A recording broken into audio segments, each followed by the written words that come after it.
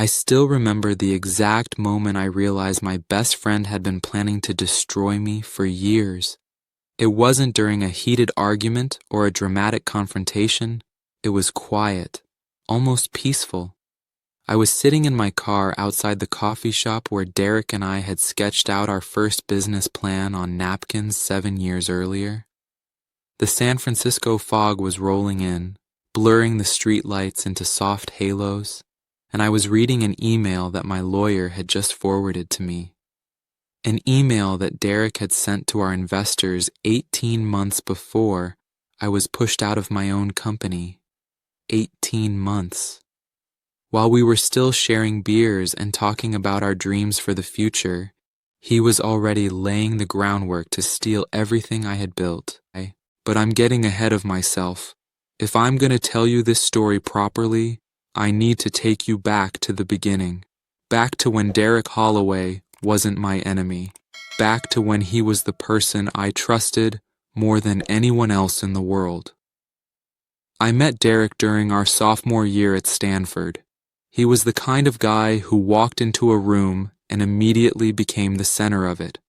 Tall, confident, with this easy smile that made everyone feel like they were his best friend. I was the opposite. The son of Chinese immigrants who ran a dry cleaning business in Oakland, I had clawed my way into Stanford on a full scholarship and spent most of my time in the engineering lab, terrified that someone would realize I didn't belong there. Derek found me one night in the computer science building, 3 a.m, debugging code for a project that wasn't even due for another week. He was lost, looking for a party that had apparently ended hours earlier, and instead of moving on, he pulled up a chair and asked me what I was working on. That was Derek's gift. He made you feel like whatever you were doing was the most fascinating thing in the world. By sunrise, I had explained my entire vision for a software platform that could revolutionize how small businesses manage their inventory and supply chains. By the following week, he had introduced me to his father's business contacts and convinced me that we should build it together. I should have seen the warning signs even then. Derek never wrote a line of code in his life. He didn't understand the technical architecture that made our platform special. What he understood was people. He understood how to make them trust him, how to make them want to help him, how to make them feel like they owed him something. I told myself that every great company needed both builders and sellers. I was the builder. Derek was the seller. We were the perfect team. We launched Nexus Solutions 3 years after graduation. I had spent those years refining the software, working 18-hour days, living on ramen noodles and energy drinks in a studio apartment that I shared with 2 other guys. Derek had spent those years networking, building relationships with potential investors and clients, and gradually convincing me to give him equal equity in a company built entirely on my intellectual property. "Equal partners," he said. "That's the only way this works. I can't bring in the money and the connections if I'm just an employee. I need to have skin in the game." It made sense at the time. It always made sense when Derek explained things. That was part of his magic. The first few years were everything I had dreamed of. We moved into a real office in downtown San Francisco. We hired our first employees. We landed our first major client, a regional grocery chain that saw immediate improvements in their supply chain efficiency. Derek handled the business side while I led the technical team, and for a while, it felt like we were genuinely building something special. Priya Sharma was our first hire. She came to us straight from a master's program at Berkeley, brilliant and hungry and willing to work for equity because she believed in what we were creating. She became my right hand, the person who understood the code almost as well as I did, the person who stayed late with me when we were racing to meet deadlines. Over time, she also became my closest friend at the company, maybe my closest friend anywhere. It was Priya who first noticed that something was wrong. We were about 4 years in when she came to me with a concerned look on her face. She had been reviewing some of the client contracts that Derek had negotiated, and she had found some discrepancies. Nothing major, she said, just some numbers that didn't quite add up, revenue projections that seemed inflated, expense reports that didn't match what she knew about our actual costs. I dismissed her concerns. Derek handles the business side, I told her. He knows what he's doing. These things always look messy from the outside. She didn't push back. Priya was never the type to push back unless she was absolutely certain she was right. But I saw something change in her eyes that day. A seed of doubt had been planted, and it would take years to grow into something I could no longer ignore. By year 5, Nexus Solutions had grown beyond anything I had imagined. We had over 100 employees. We had offices in San Francisco, New York, and London. We had attracted serious investment from some of the biggest names in Silicon Valley, including Raymond Foster, a legendary venture capitalist whose involvement essentially certified us as a company to watch. Our platform was being used by major retailers across the country, and we were generating tens of millions in annual revenue. I was proud of what we had built, more than proud. I had proven that a kid from Oakland, the son of immigrants who barely spoke English, could create something that mattered, something that changed how businesses operated, something that employed over 100 people and made their lives better. What I didn't know was that Derek had been working on a different project entirely. The first real sign of trouble came during a board meeting. Raymond Foster asked a question about our customer acquisition costs, and Derek answered with numbers that I knew were wrong, not slightly wrong, dramatically wrong.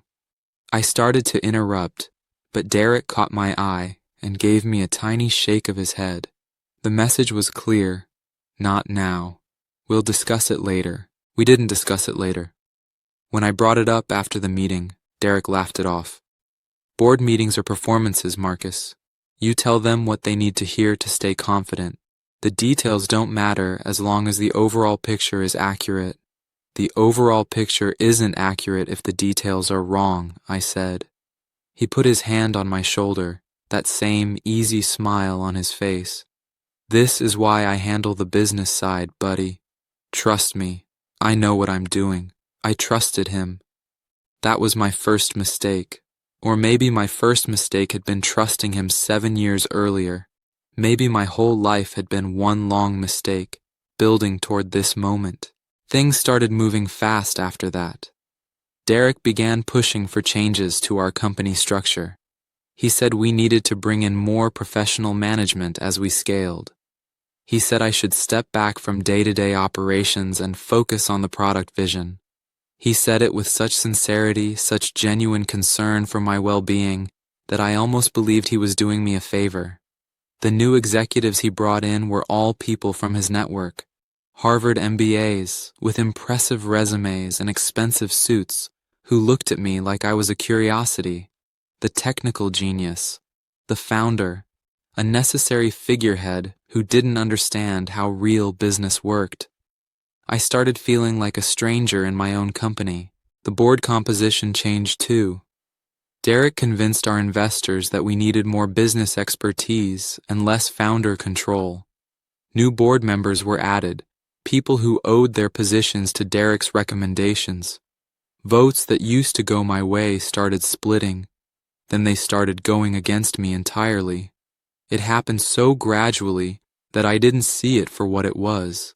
A careful, calculated campaign to strip me of power without ever raising my suspicions. Every individual move seemed reasonable, logical even. It was only when you stepped back and looked at the whole picture that you could see the pattern. But I didn't step back. I was too busy doing what I had always done. Building, creating, improving our platform, making our product better. I thought that was what mattered. I thought that as long as I kept delivering technical excellence, my position in the company would be secure. I was so naive. The moment everything changed was a Tuesday afternoon in September. I remember it was unseasonably warm, the kind of Indian summer day that made San Francisco feel almost tropical. I was in my office, reviewing code for a new feature we were about to launch when Derek walked in with two people I didn't recognize. "Marcus," he said, his voice carrying that practiced warmth that I had heard 1,000 times before. "We need to talk." The two strangers were lawyers, corporate attorneys from a firm I had never heard of. They had a stack of documents that they placed on my desk with the mechanical precision of people who had done this many times before. "The short version," Derek said, "is that the board has decided to make some changes to the company's leadership structure." The long version took about an hour to explain, but I'll give you the highlights. Over the previous 2 years, while I was focused on product development, the board had approved a series of resolutions that fundamentally altered the company's governance. My voting rights had been diluted through multiple stock issuances that I had signed off on without fully understanding their implications. My employment contract had been amended in ways that gave the board broad authority to redefine my role. And now, that board had decided that my role would be redefined as a non-executive technical advisor with no operational authority and no seat at the table. I was being pushed out of my own company. I looked at Derek, searching for some sign of the friend I had known for over a decade, some flicker of guilt or discomfort or shame. Instead, I saw something I had never noticed before, a coldness behind his eyes, a calculation that had always been there, hidden beneath the charm and the easy smiles. "This is for the best, Marcus," he said. "The company has outgrown what you can offer. You're a brilliant engineer, but you're not a CEO. You never were. This way, you still get to contribute, and you still have your equity stake. Everyone wins. Everyone wins." The words echoed in my head as the lawyers pushed documents across the desk for me to sign. As Derek sat there, watching me with that patient, confident expression, as the life I had built crumbled around me while the sun streamed through the windows and somewhere outside, the world continued turning like nothing had happened. I signed the papers. I don't know why. Shock, maybe. Disbelief. A lifetime of trusting Derek, making it impossible to believe that this was really happening. Or maybe I just needed time to think. Time to understand what had been done to me and what, if anything, I could do about it. That night, I sat alone in my apartment and read through every document I had signed. Not just that day, but every document from the previous 2 years. Every board resolution, every stock issuance, every amendment to my employment contract.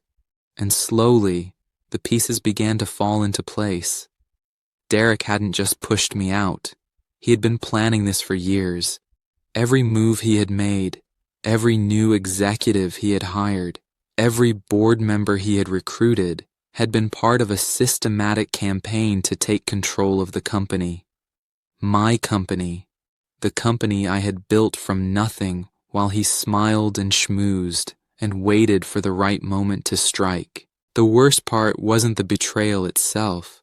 The worst part was realizing that I had helped him do it. Every document I had signed, every change I had approved without reading the fine print, had been a tool he used against me. My trust had been weaponized. My friendship had been exploited. Everything I thought I knew about Derek Holloway had been a lie. I didn't sleep that night, or the next night, or the night after that. I just sat in my apartment, reading documents and piecing together the timeline of my own destruction. And somewhere in those sleepless hours, something inside me changed. The old Marcus would have accepted this, would have taken his diminished role and his equity stake and moved on with his life, would have told himself that it was just business, that these things happen, that at least he still had his technical reputation and his financial security. But the old Marcus was dead. He had died in that office on that Tuesday afternoon, watching his best friend smile while stealing everything he had built. The person who emerged from those sleepless nights was someone new, someone harder, someone who understood, for the first time in his life, that the world doesn't reward the builders. It rewards the takers. And if Derek Holloway thought he could take everything from me without consequences, he was about to learn otherwise. I started with what I knew best: data. One of the privileges of being a technical advisor rather than an employee was that I still had access to certain company systems, not operational systems, of course. Derek had made sure to lock me out of those almost immediately. But legacy systems, development environments, historical databases that nobody had thought to restrict because nobody thought the quiet, naive founder would ever use them against the company. I spent weeks going through old data, emails, financial records, meeting notes, the digital trail of 7 years of company history, much of which I had never bothered to examine when I was busy building the actual product. What I found made the betrayal even worse than I had imagined. Derek had been systematically misrepresenting the company's financial health to investors for years. Revenue numbers were inflated through accounting tricks that bordered on fraud. Expenses were hidden through shell companies and creative categorization. The growth story that had attracted Raymond Foster and other major investors was built on a foundation of carefully constructed lies. But it went deeper than that. I found evidence that Derek had been siphoning money from the company through consulting arrangements with companies that he secretly controlled. Hundreds of thousands of dollars over the years, maybe more. Money that should have gone toward product development or employee salaries or company growth. Money that had instead gone directly into Derek Holloway's pocket, while he smiled at board meetings and talked about what a great team we made. I also found something else, something that would become the centerpiece of my eventual revenge. 3 years earlier, when we were negotiating a major partnership deal with a retail giant, Derek had made promises that the company couldn't keep. Guarantees about performance metrics and delivery timelines that I had never approved and that our technology couldn't actually support. When those promises inevitably fell short, Derek had blamed the engineering team, had blamed me, had used the failure as justification for bringing in his hand-picked executives to provide adult supervision for the technical side of the business.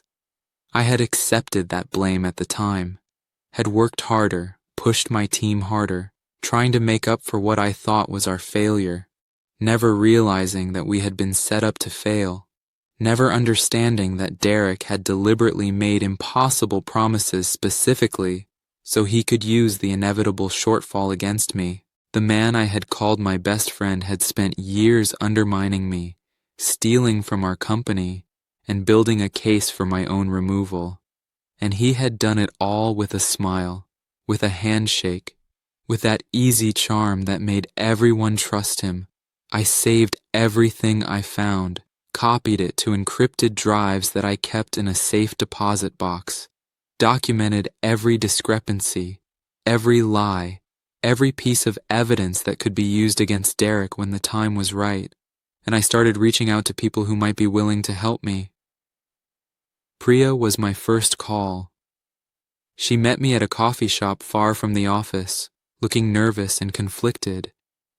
She was still working at Nexus, still reporting to the new executives that Derek had installed, and she knew that meeting with me was risky. I told her everything I had found, the financial manipulation, the hidden consulting arrangements, the impossible promises that had been used to justify my removal. She listened without interrupting, her face growing more and more troubled as I laid out the evidence. When I finished, she was quiet for a long moment. Then she said something that surprised me. "I knew," she said. "Not all of it, but I knew something was wrong. I tried to tell you years ago, remember? The discrepancies in the contracts? I remembered. I remembered dismissing her concerns, telling her that Derek knew what he was doing. I remembered choosing to trust my friend over my colleague, my feelings over the facts. "Why didn't you push harder?" I asked. She looked at me with an expression that made me feel about 2 inches tall. "Because you didn't want to hear it, Marcus. You were so invested in believing that Derek was your friend that you couldn't see what was right in front of you. I wasn't going to risk my job to convince someone who wasn't ready to be convinced. She was right. Of course she was right. The blame for my situation wasn't entirely Derek's. Some of it belonged to me, for being so desperate to believe that someone like him could genuinely care about someone like me, for letting my insecurities blind me to the obvious truth. But recognizing my own failures didn't make me any less determined to make Derek pay for his. Priya agreed to help me. She still had access to current company systems, and she was willing to keep her eyes open for evidence that could be useful. She also knew other people at the company who had grown disillusioned with Derek's leadership, people who might be willing to talk if the circumstances were right. My next call was to Raymond Foster. Of all the people Derek had deceived, Raymond had the most to lose. He had invested millions in Nexus solutions based on financial projections that I now knew were fraudulent. His reputation as a discerning investor was built on his ability to separate genuine opportunities from elaborate cons. If it came out that he had been fooled by Derek Holloway, his credibility would be damaged in ways that couldn't easily be repaired. I expected Raymond to be defensive when I requested a meeting, to dismiss my claims as the sour grapes of a pushed-out founder. Instead, he agreed to meet almost immediately at his home in Palo Alto on a Saturday morning when no one from the investment community would see us together. "I've been waiting for this call," he said when I arrived. I didn't understand what he meant until he explained. Raymond had been in the investment business for decades. He had seen every kind of fraud, every variety of creative accounting, every flavor of charismatic founder who turned out to be something less than advertised. He had looked at Derek Holloway and seen a pattern that he recognized from previous investments that had gone wrong. But he couldn't act on suspicions alone. He needed evidence. He needed someone who knew the inside story and was willing to talk. He needed me. We talked for 4 hours that day. I showed him what I had found, walked him through the timeline, explained how Derek had systematically manipulated the company's governance to position himself for total control. Raymond listened carefully, asked sharp questions, and by the end of our conversation, we had the beginnings of a plan. But it wasn't time to act yet. Not nearly. You see, if I had moved immediately, Derek would have had options. He could have blamed everything on rogue employees, could have claimed ignorance of the financial manipulation, could have used his connections and his charm to spin the narrative in his favor. The outcome would have been uncertain at best, and there was a real chance that he would walk away with his reputation and his fortune intact. No. If I wanted real justice, I needed to wait. I needed to let Derek believe that he had won completely. I needed to let him build his empire higher and higher until the fall would be devastating enough to destroy him completely.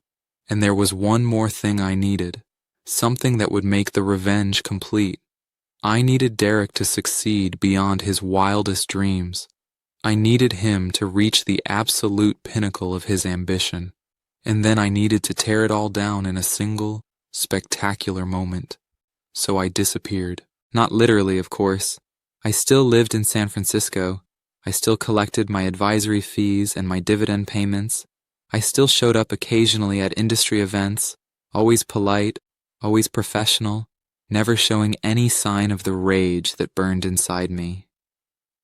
To the outside world, I was the quietly wealthy former founder who had gracefully accepted his diminished role.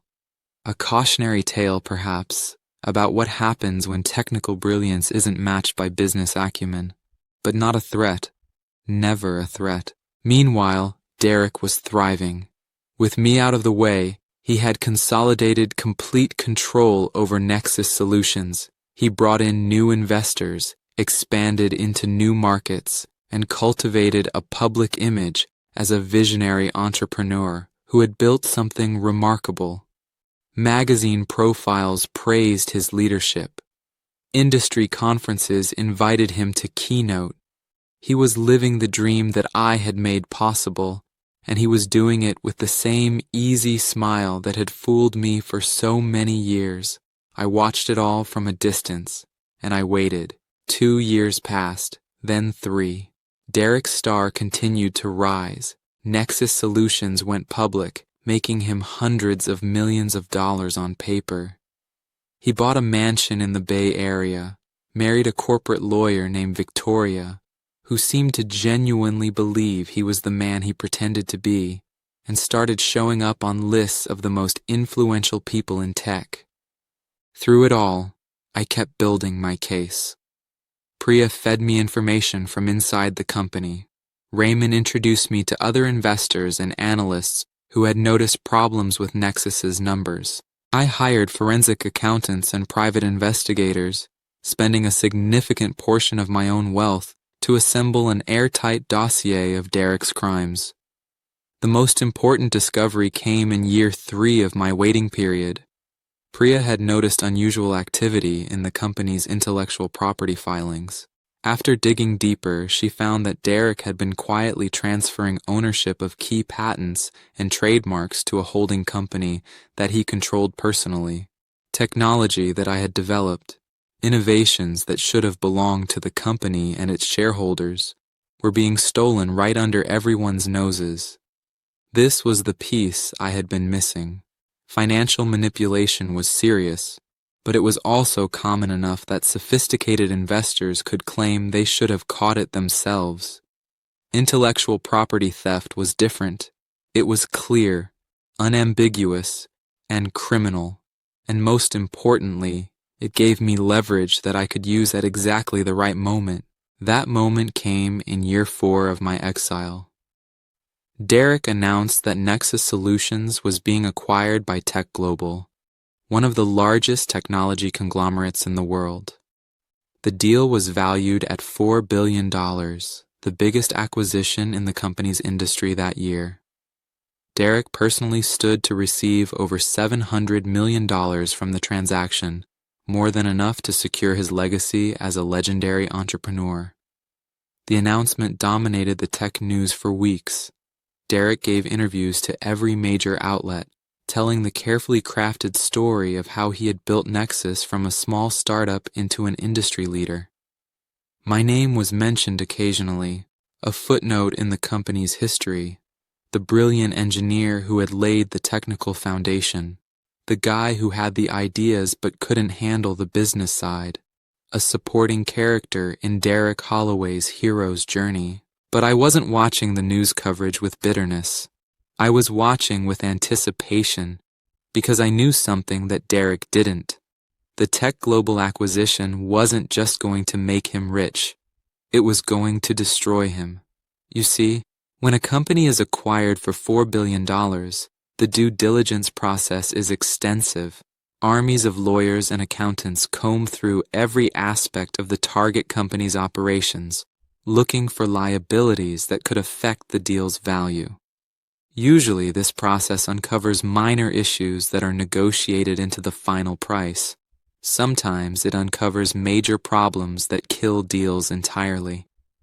I had been building toward this moment for 4 years.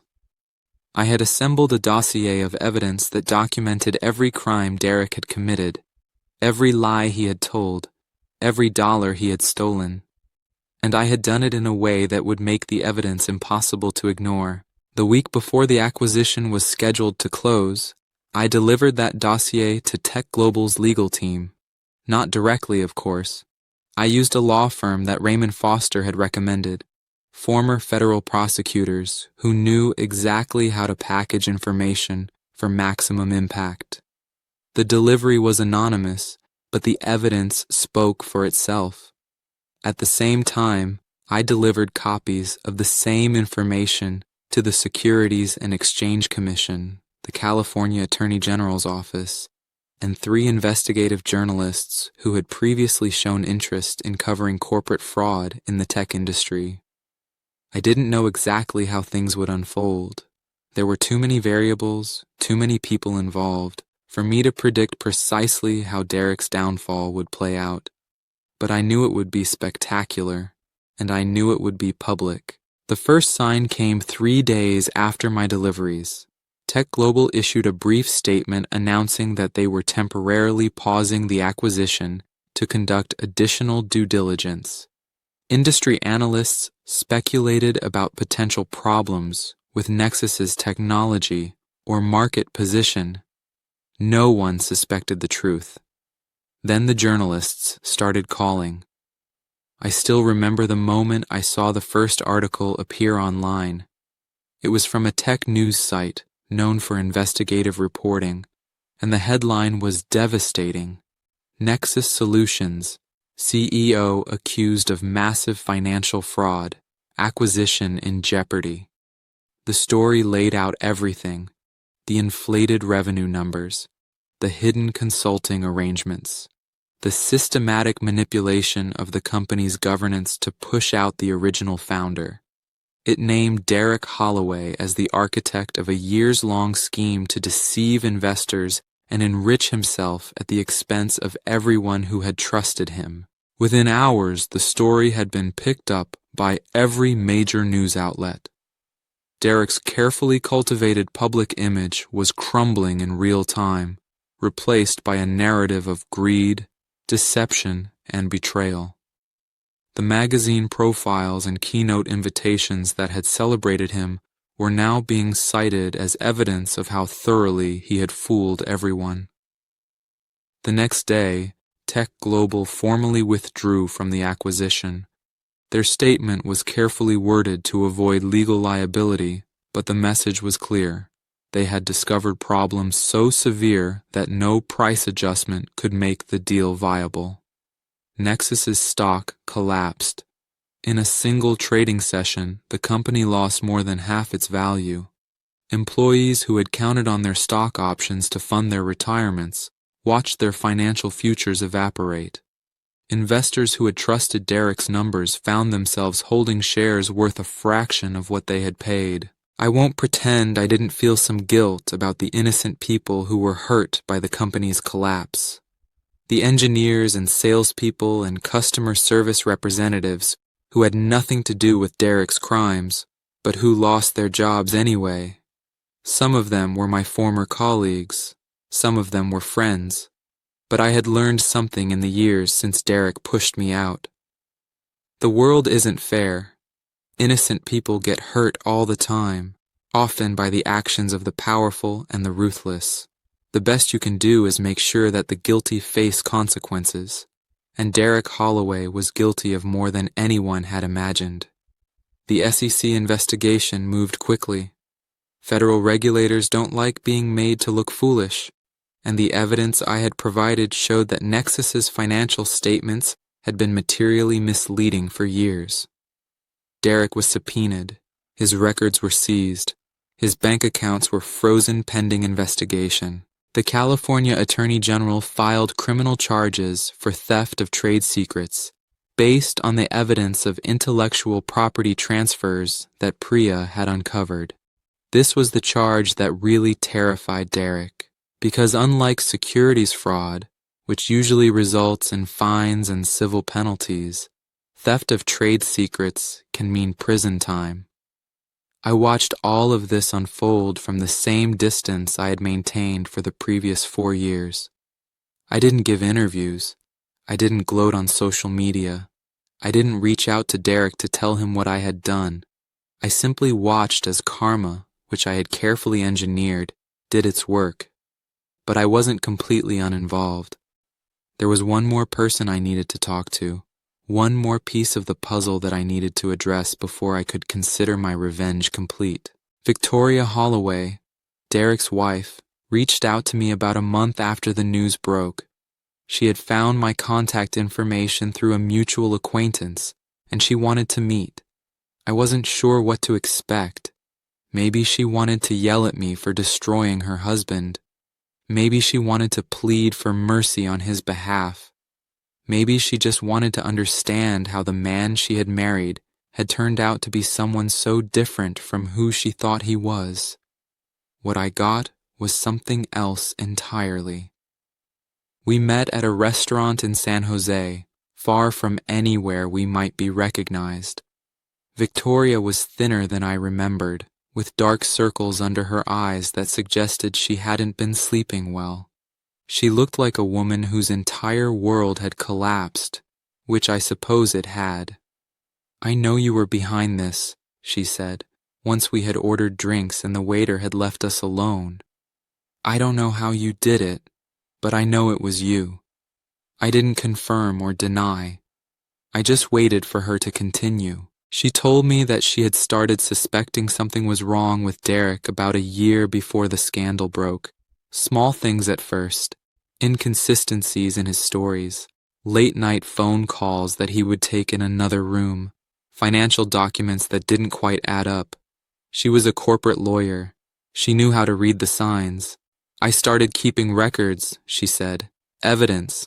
I didn't know what I was going to do with it, but I knew I needed to protect myself."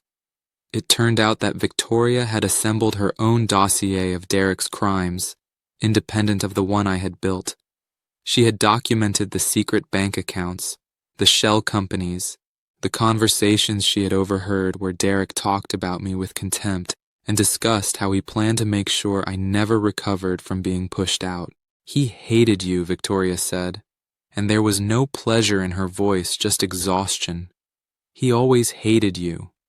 You had the talent, the vision, the thing that made the company worth anything, and he could never have that, so he had to take everything else from you instead." I asked her why she had stayed with him, if she knew what he was. "Because I didn't want to believe it," she said, "and because I was afraid of what would happen if I tried to leave. You don't understand what it's like to live with someone like Derek. He knows exactly how to make you feel like you're crazy, like you're the one who's wrong, like everything he's doing is perfectly reasonable, and you're the one who doesn't understand." I understood better than she realized. I had spent years making excuses for Derek, rationalizing his behavior, convincing myself that my suspicions were unfounded. The difference was that I had eventually stopped making excuses. Victoria gave me her evidence, everything she had collected over the previous year, including recordings of conversations that even I hadn't known about, material that would be crucial in the criminal prosecution that was building against Derek. She also told me something that I hadn't known. Derek had been planning to divorce her once the Tech Global acquisition went through. He had already consulted with lawyers about how to protect his assets from her in the divorce proceedings. She had been as much a prop in his carefully constructed image as I had been. "In the end, we were both tools to him," she said. "Things to be used and discarded when they were no longer useful. The only difference is that you figured it out in time to do something about it." I left that meeting feeling something unexpected, not satisfaction exactly, more like solidarity. Victoria and I had both been victims of Derek Holloway's charm and manipulation. We had both trusted him when we shouldn't have, and we had both, in our own ways, found the strength to fight back. The criminal trial took place 18 months after the scandal broke. Derek had hired the best defense attorneys money could buy, but the evidence against him was overwhelming.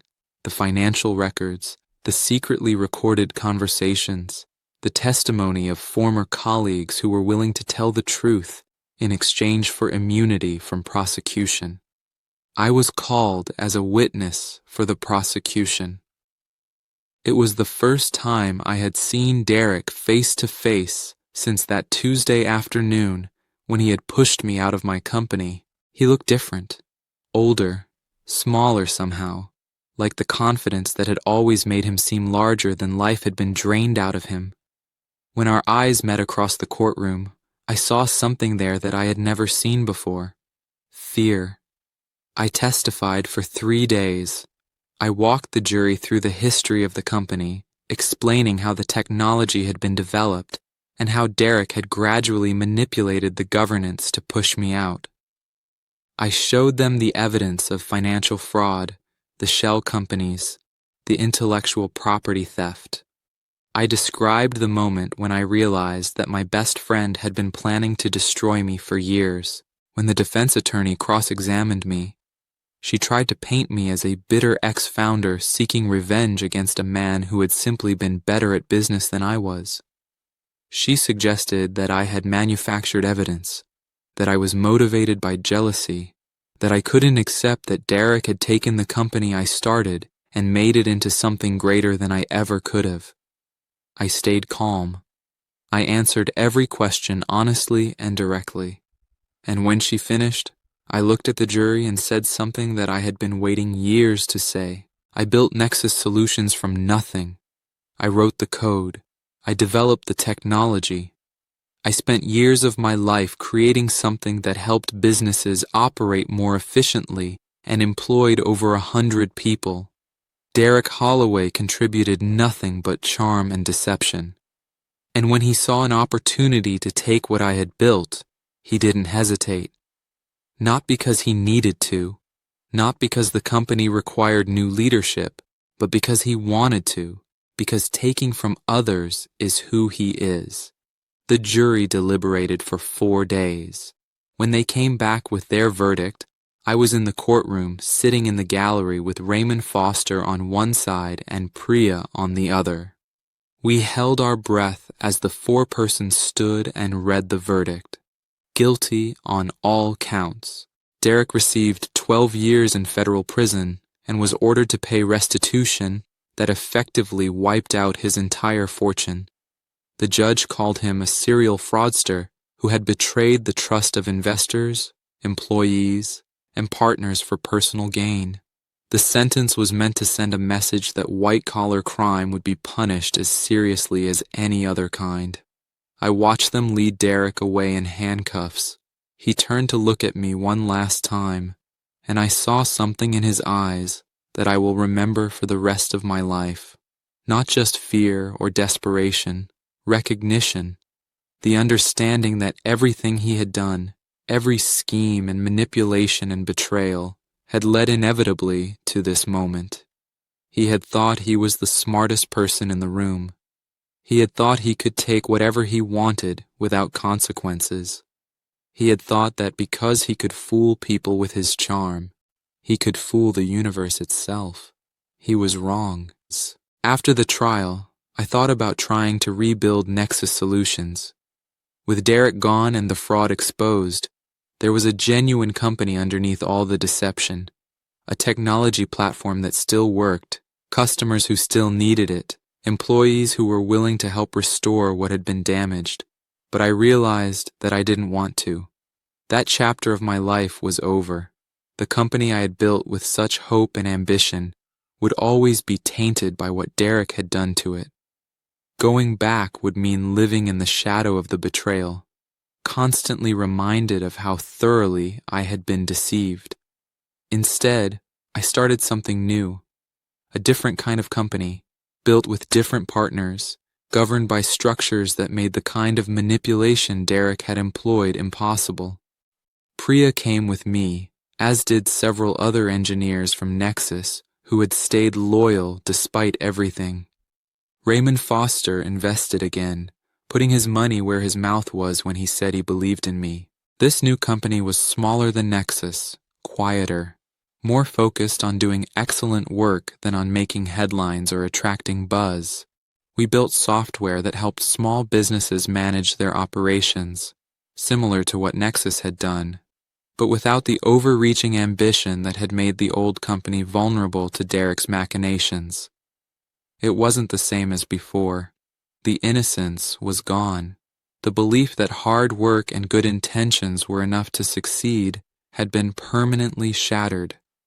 But in its place was something more durable, a clear-eyed understanding of how the world actually works, a determination to succeed on my own terms, without relying on anyone whose motives I couldn't verify. 3 years after the trial, I got a letter from Derek. He had been transferred to a minimum security facility somewhere in the Southwest, and apparently he had a lot of time to write. The letter was what you might expect: apologies, explanations, justifications. He said that he had never meant for things to go so far, that he had gotten in over his head and didn't know how to stop, that the pressure to succeed had pushed him to make decisions he now regretted. I didn't believe any of it. Derek was still doing what he had always done, performing, saying whatever he thought would get him what he wanted. The sincerity in his letter was just another mask, no more real than the friendship he had pretended for all those years. I thought about not responding at all.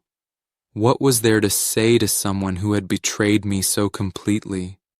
What could he possibly offer that would make up for what he had done? But in the end, I wrote back. Not to forgive him, not to continue any kind of relationship, just to say what I needed to say. I told him that I understood now why he had done what he did, not because he needed to, but because he wanted to, because there was something broken inside him that made other people's achievements feel like threats, because he couldn't build anything of value himself, so he had to take it from others.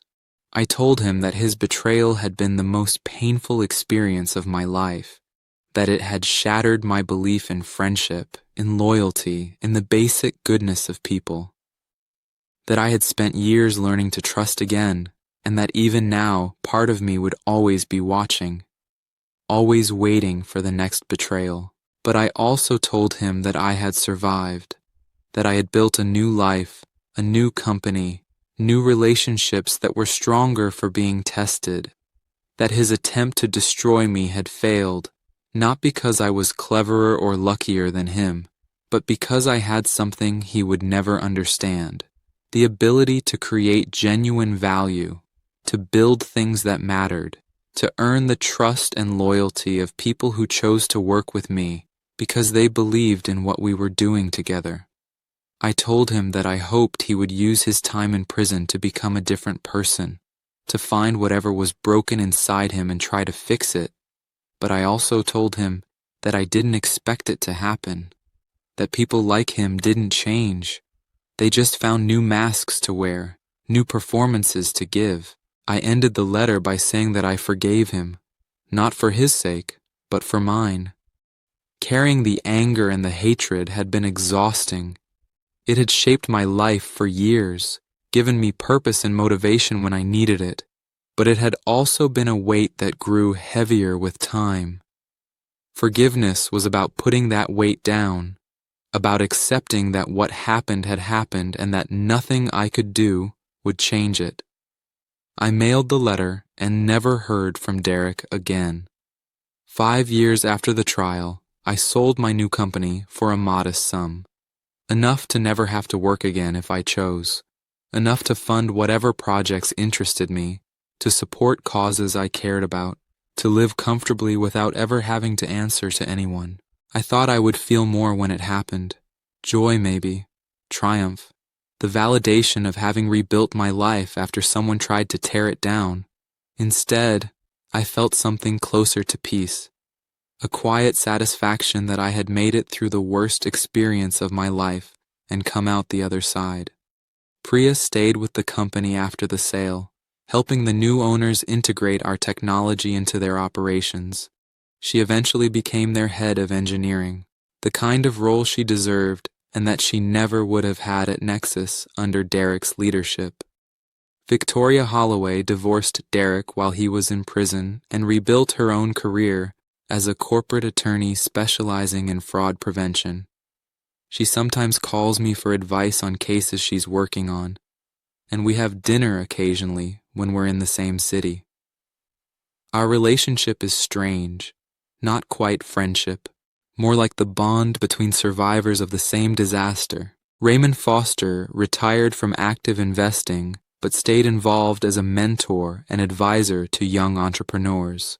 He told me once that the Nexus scandal had taught him something important about human nature, about how easy it is to be fooled by confidence and charm, even when you think you know better.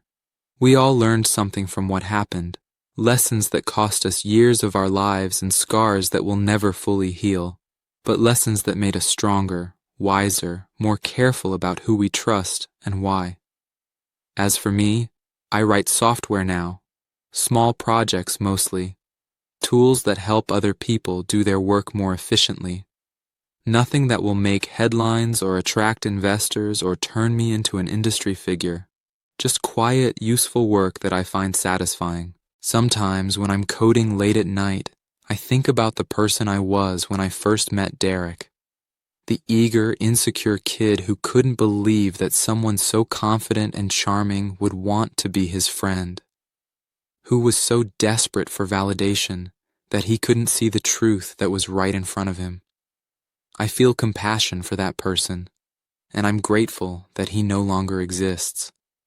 The world is full of Derek Holloways, charming predators who feed on the trust of others, who see kindness as weakness and loyalty as something to be exploited.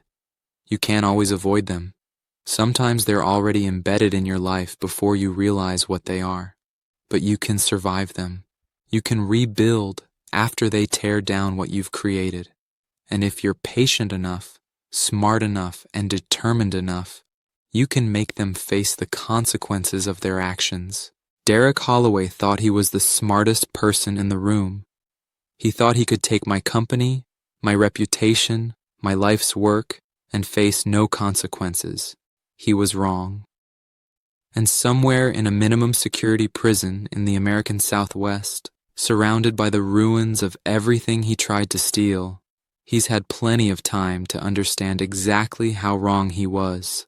That's my story, not a tale of luck or forgiveness or turning the other cheek.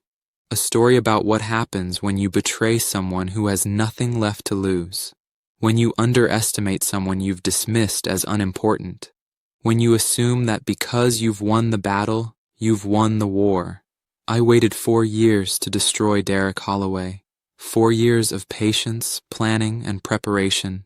4 years of watching him climb higher and higher, knowing that every step he took was bringing him closer to the fall.